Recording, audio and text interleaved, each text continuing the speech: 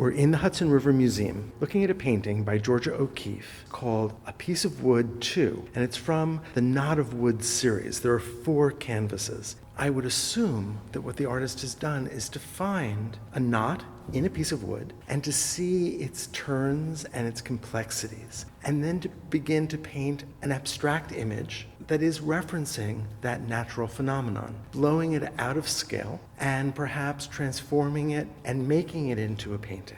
One that is still rooted in that direct observation of this small detail in nature. She wasn't taking nature and distilling it down to something geometric, but it was more like it was an abstraction that evoked her feelings of being in presence with that natural object. So it's large, it's living, it's full of movement and different colors that she is bringing to the fore so that you see it too. And like with her flower paintings, when we look at this painting of a knot in a piece of wood, I get the sense that her interest is not in fidelity to that flower, to this piece of wood. She's taking that as a jumping off point. She's looking at the forms of nature and then creating a work of art from that. And look at the way that on this flat surface, she's able to, with just a few different tones of gray and brown,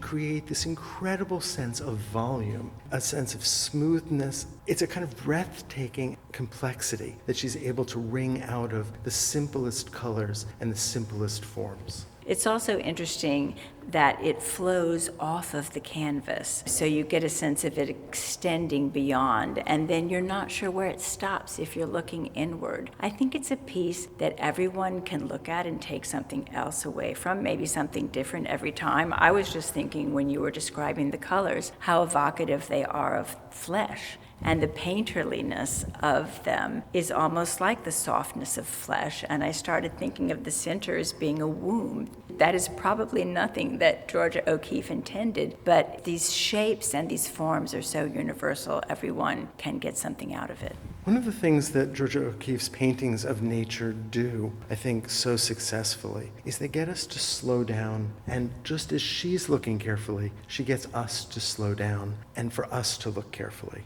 And the composition here is allied with that. It is bringing us from the periphery into the center, but it's not a single center. There are, in fact, 2 knots within this, one that seems to revolve around the other. In fact, so much so that this almost becomes not so much a piece of wood as almost biological, something at the cellular level. There's a famous quote about the flowers where she said, "Well, I made you take time to look at what I saw, and when you took time to really notice my flower, you hung all your own associations with flowers on my flower, and you write about my flower as if I think and see what you think and see of the flower, and I don't." That tells you a little bit about Georgia O'Keeffe. I mean, she made these universal images that we all have so many reactions to, but she also was a very private person who sort of had her own thought of what she was bringing to her art. But nevertheless, she's inviting us to see what she sees. Like she said, "I'll paint what I see, what the flower is to me, but I'll paint it big and they will be surprised into taking time to look at it. I will make even busy New Yorkers take time to see what I see of flowers."